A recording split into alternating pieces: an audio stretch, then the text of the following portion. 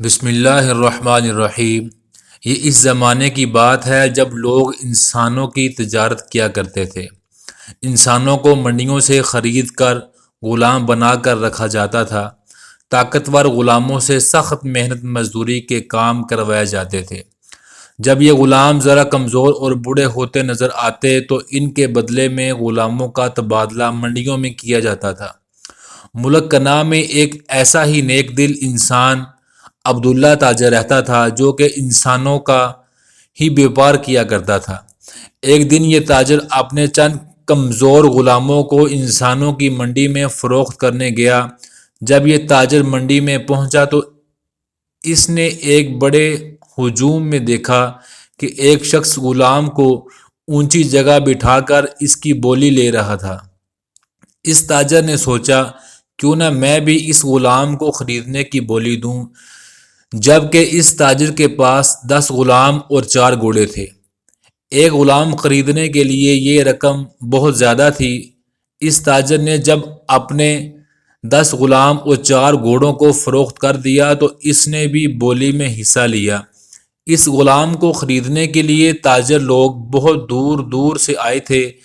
وہ غلام جس بڑے تاجر کے پاس تھا وہ اس غلام کی بہت سی خوبیاں بیان کر رہا تھا۔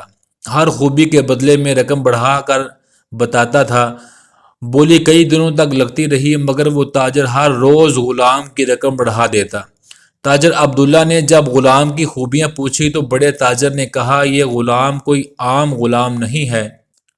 اس غلام پر میں نے بہت رقم خرچ کی ہے۔ میں نے جب یہ غلام خریدا تھا اس وقت یہ 10 برس کی عمر کا بچہ تھا۔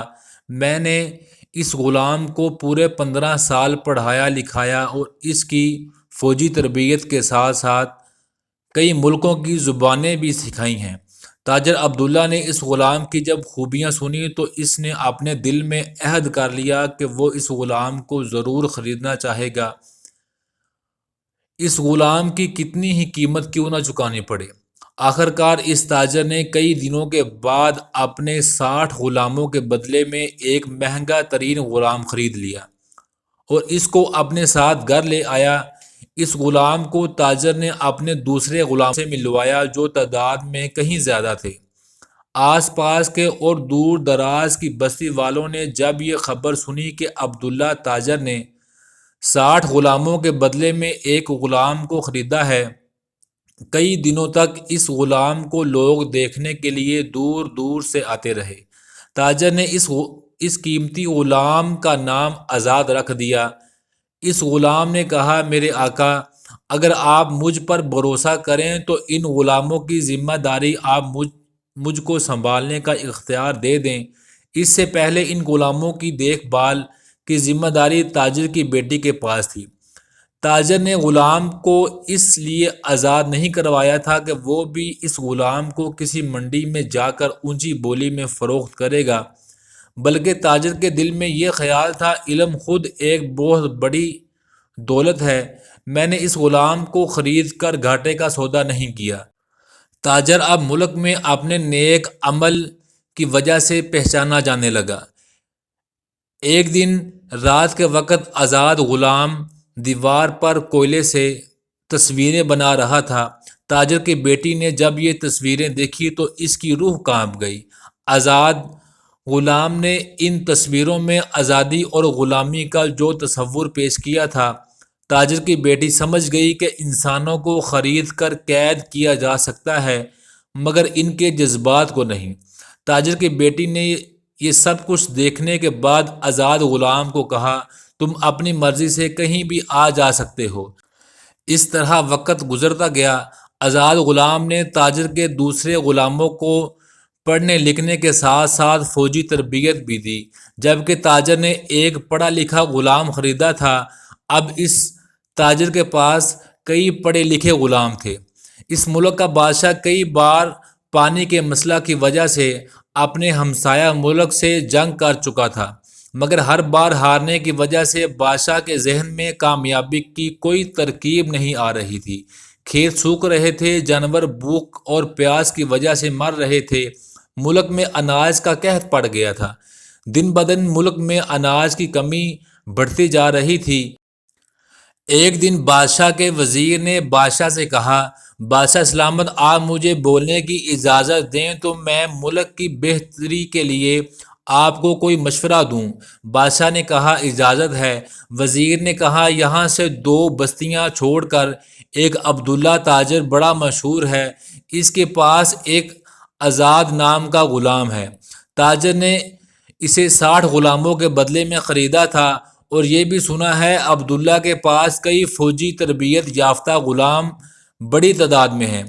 बादशाह सलामत, अगर आप आज़ाद ग़ुलाम को इस बार फ़ौज का सिपा सलार बना कर भेजें तो मुझे यकीन है इस मरतबा हमसाया मुल्क से जंग ज़रूर जीतेंगे। बादशाह ने वज़ीर की बात मान ली और अब्दुल्ला ताजर की रजामंदी से आज़ाद ग़ुलाम को अपने महल में बुलाया और कहा, बहादुर नौजवान, हमारे मुल्क के हालात तुम्हारे सामने हैं। हमारे मुल्क में पानी की कमी की वजह से अनाज की बहुत किल्लत पड़ गई है, जिसकी वजह से हमारे खेत सूख रहे हैं और जानवर प्यास की वजह से हर रोज़ मर रहे हैं। लोग अपना देश छोड़ने पर मजबूर हो गए हैं। अगर तुम हमसाया मुल्क से जंग जीत कर लौटे तो तुम्हें एक बड़े ओहदे पर फाइज कर देंगे।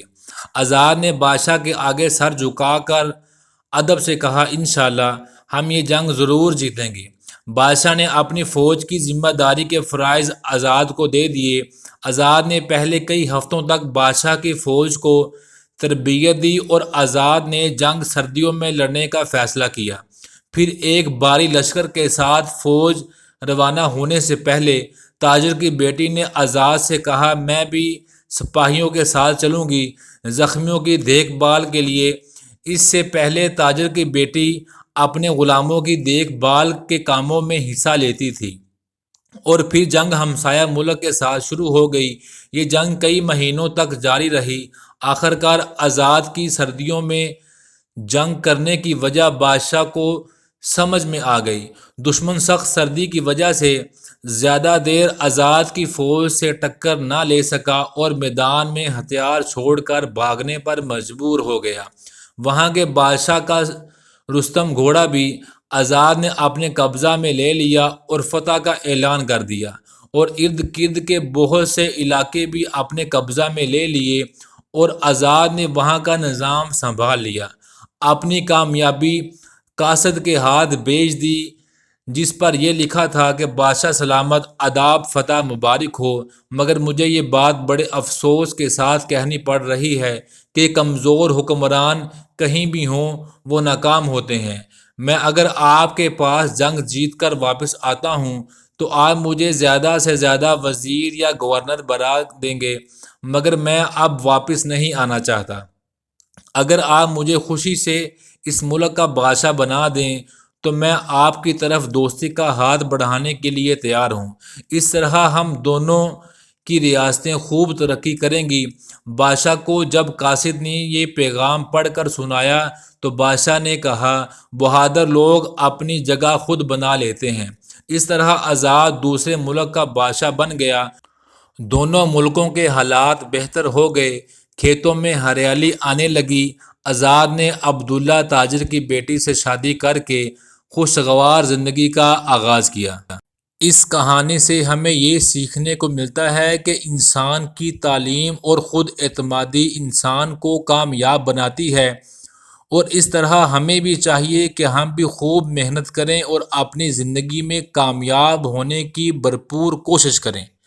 अगर आपको मेरी ये काविश पसंद आई है तो वीडियो को लाइक करें, चैनल को सब्सक्राइब करें, कमेंट्स बॉक्स में अच्छा सा कमेंट ज़रूर करें। तक के लिए अल्लाह निगहबान।